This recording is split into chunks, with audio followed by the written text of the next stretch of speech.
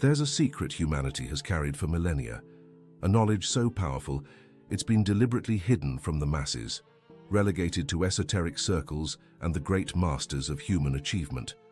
This secret isn't found in self-help books, taught in schools, or discussed from church pulpits. It's knowledge that touches the most primal and simultaneously sacred essence of the human being, sexual energy and its capacity for transmutation into absolute power. Napoleon Hill, the man who dedicated his life to unraveling the mysteries of human success, discovered that behind every great achiever in history was a common denominator, a connecting thread linking them not only to their material accomplishments, but to the very source of creative power that moves the universe. This thread was the conscious mastery of sexual energy, not through repression or denial, but through the inner alchemy that transforms the most basic impulse into achieving force. But before we delve into this sacred territory, we need to ask an uncomfortable question, one you may never have allowed yourself to ask with complete honesty. How many times have you found yourself a slave to your own impulses? How many times has the promise of momentary pleasure robbed you of precious hours, vital energy, mental clarity? How many times have you felt, after giving in to these impulses, a sense of emptiness, of depletion, as if something essential had been drained from your being? This isn't a conversation about morality or sin. This is a conversation about power. Genuine power, not the kind that manifests through domination over others, but the kind that emerges when you become the absolute master of yourself. It's about understanding that there's an energy within you so potent that, when misdirected, it can destroy inner empires, but when consciously channeled, can raise monuments of achievement that span generations. Modern society has conditioned us to view sexual desire through distorted lenses. On one hand, we have religious repression that demonizes sexuality as something dirty, sinful, to be denied and fought against. On the other hand, we have cultural hypersexualization that transforms this sacred impulse into a commodity, a consumer product, an empty escape from reality. Both perspectives distance us from the fundamental truth. Sexual energy is the very creative force of the universe manifesting through you. When Napoleon Hill studied the success patterns of the most powerful men of his time, he discovered something that deeply shocked him. These men weren't different from others in terms of intellectual capacity or initial opportunities.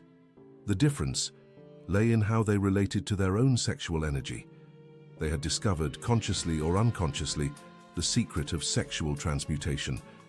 But what exactly does sexual transmutation mean? It's not about forced celibacy or denial of sexuality. Sexual transmutation is the art of recognizing sexual energy as the physical manifestation of a creative cosmic force and learning to redirect this energy toward purposes that transcend mere physical relief. It's understanding that the same impulse that can lead you to sexual compulsion can, when transmuted, elevate you to the pinnacles of human achievement. Think of sexual energy as fire.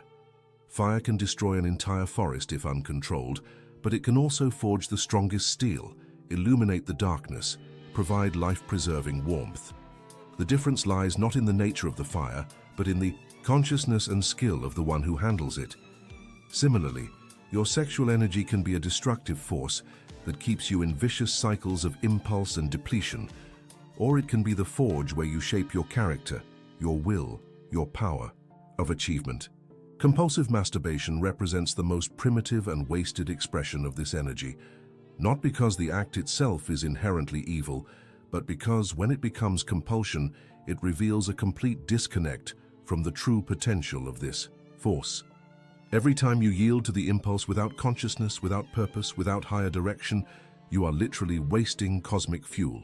It's like using diamonds to light a cigarette. Notice the pattern. Before the compulsive act, there's a tension, an energy that builds up. This energy is pure creative power-seeking expression. During the act, there's a temporary discharge, a momentary relief. But what comes after? Emptiness, depletion, a subtle but persistent feeling that something valuable has been lost. This isn't guilt or moral shame speaking. It's the wisdom of your own energy system recognizing that a precious resource has been misused. Modern science confirms what ancient masters always knew.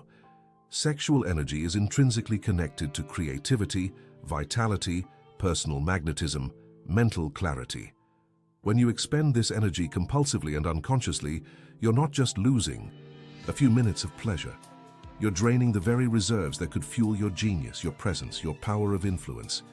But herein lies the paradox that confuses most people. The solution isn't repression. Repression is just another form of unconsciousness, another way of not truly dealing with this energy. When you repress sexual impulse, you don't eliminate it. You force it into the depths of the unconscious, where it ferments and manifests in distorted ways. Anxiety, aggression, depression, compulsive behaviors in other areas of life. True sexual mastery doesn't come through denial, but through recognition, acceptance, and conscious redirection. You must first honor this energy for what it truly is, the primordial creative force of the universe pulsating through you. You must develop a conscious and respectful relationship with it, as a warrior develops a conscious relationship with their sword. Imagine for a moment that you possess a river of energy flowing through your being. This river could power an entire city, generate electricity, irrigate fertile fields, and drive turbines that produce wealth and abundance. Or, this same river could be wasted in small streams that disappear into the sand, purposeless, directionless, without lasting benefit. The choice is always yours.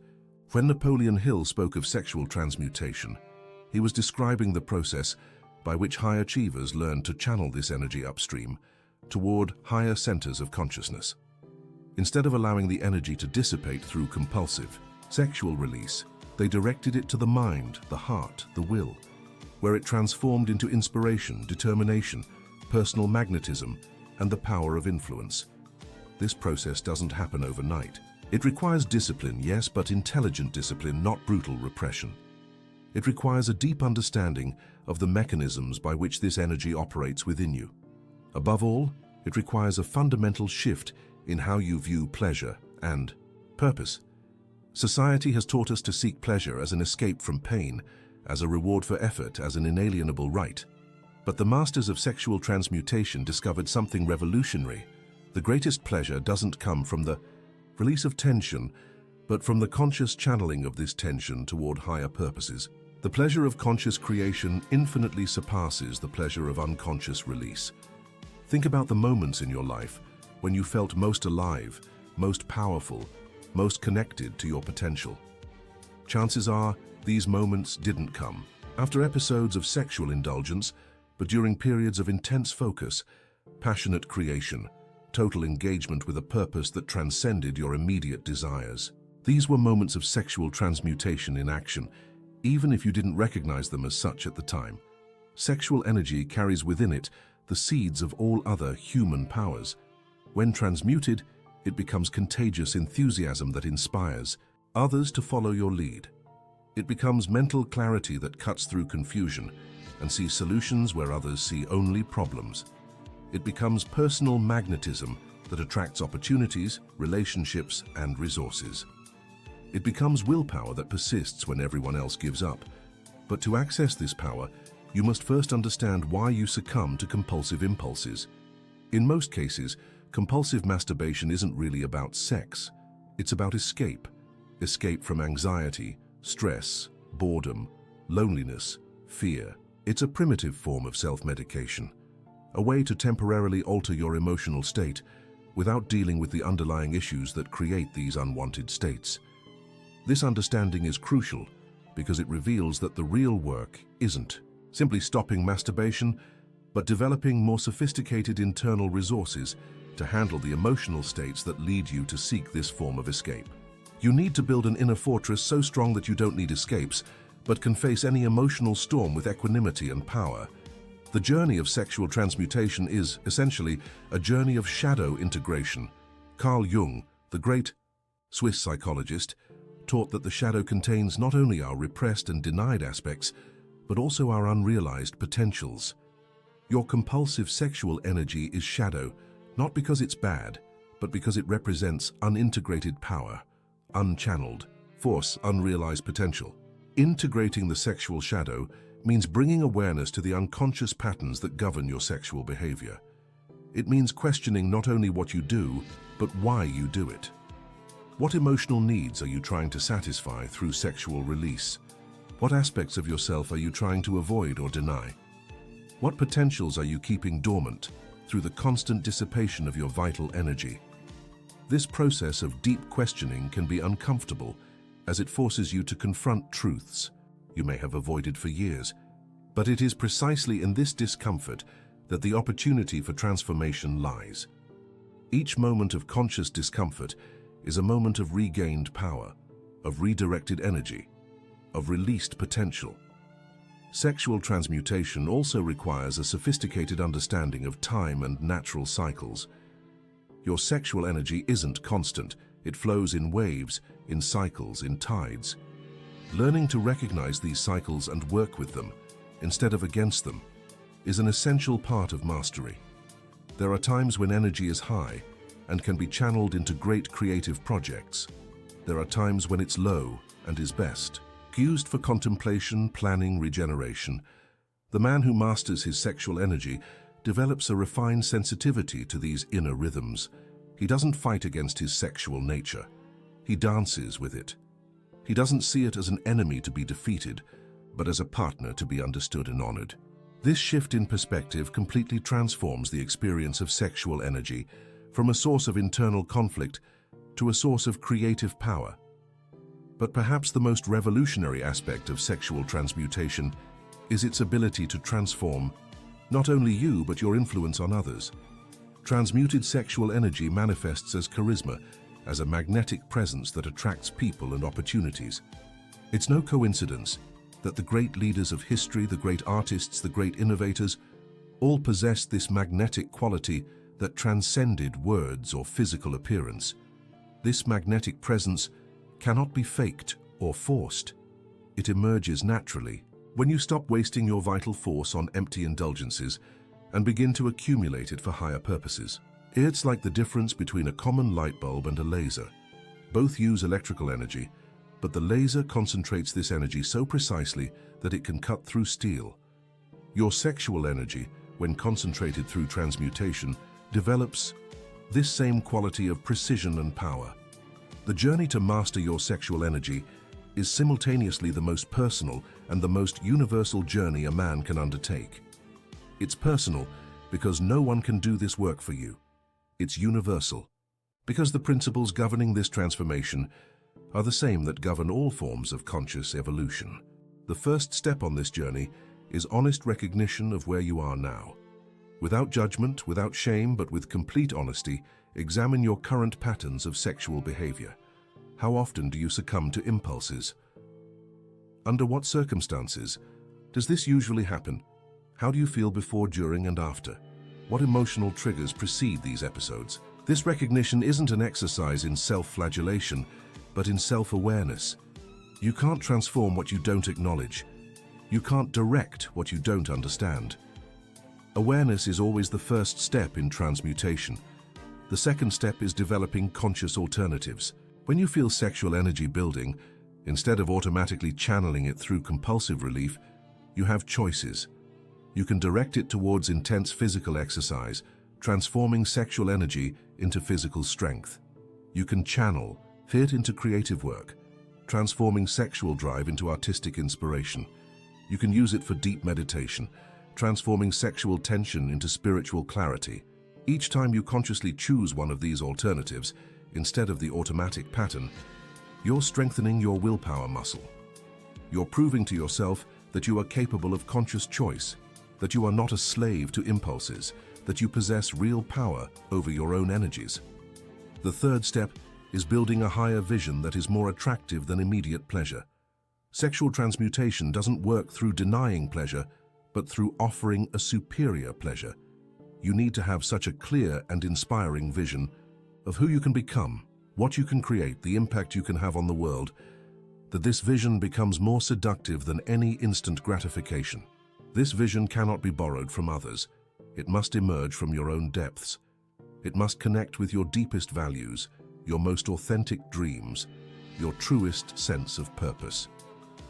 When this vision is clear and alive within you, sexual energy naturally flows towards it, like a river finding its natural course towards the sea. The fourth step is the consistent practice of transmutation techniques. There are specific methods developed by esoteric traditions over millennia to consciously redirect sexual energy. Deep, controlled breathing can elevate this energy through the higher centers of the body. Creative visualization can direct this energy towards specific projects. Meditation can transform this energy into clarity and spiritual insight. These techniques are not tricks or superstitions. They are time-tested technologies for consciously working with the subtle forces operating within you. Like any technology, they require study, practice, and refinement to master. But once mastered, they become powerful tools for conscious self-evolution. The fifth step is the integration of all this understanding and practice into a coherent lifestyle. Sexual transmutation isn't something you do occasionally. It's a fundamental orientation to life. It's a decision to live from your higher centers instead of your lower impulses. It's a commitment to conscious growth instead of automatic gratification. This integration gradually transforms all aspects of your life. Your relationships become more authentic and profound because you are no longer projecting unmet sexual needs onto others. Your work becomes more creative and impactful because you have access to deeper reserves of energy and inspiration. Your presence becomes more magnetic and influential because you are no longer wasting your life force. But this journey is not without challenges. There will be moments of relapse, moments when old patterns re-emerge with force. These moments are not failures. They are opportunities to learn about the deeper aspects of your conditioned patterns. Each consciously examined relapse provides valuable insights into the triggers that still need to be integrated.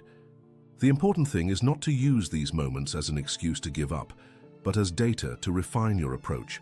Sexual transmutation is an art that develops over time. Like any art, it requires patience, persistence, and self-compassion throughout the learning process. It's also important to understand that sexual transmutation doesn't make you asexual or disconnected from your masculine nature. On the contrary, it connects you more deeply with the true essence of your masculinity. The man who masters his sexual energy is not less masculine. He is masculine in a more refined, more powerful, more conscious way. This refined masculinity manifests not through domination or aggression, but through presence, clarity, the ability to remain centered amidst chaos. It's a masculinity that protects and nurtures not through brute force, but through wisdom and example. It's a masculinity that leads not through fear or manipulation, but through inspiration and authenticity. Transmuted sexual energy also has profound effects on your ability to create material wealth. Napoleon Hill discovered that the wealthiest men of his time possessed an intuitive understanding of how to use their sexual energy to attract abundance, not through manipulative techniques, but through the creation of a personal magnetic field that naturally attracts resources, opportunities, and partners. This material abundance is not the ultimate goal of sexual transmutation, but a natural byproduct.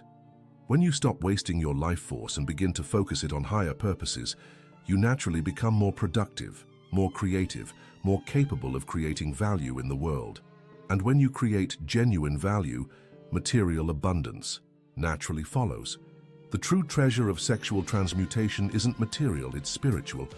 It's the discovery that you possess within yourself an inexhaustible source of creative power, a direct connection to the forces that govern the universe, an ability to transcend the limitations of ordinary consciousness and access expanded states of being. This discovery fundamentally transforms your relationship with life. You are no longer at the mercy of external circumstances or internal impulses. You become a conscious agent of your own evolution, a deliberate architect of your own destiny. Each day becomes an opportunity to further refine this mastery, to explore new dimensions of this power, to serve ever higher purposes. Society may never understand or support this journey.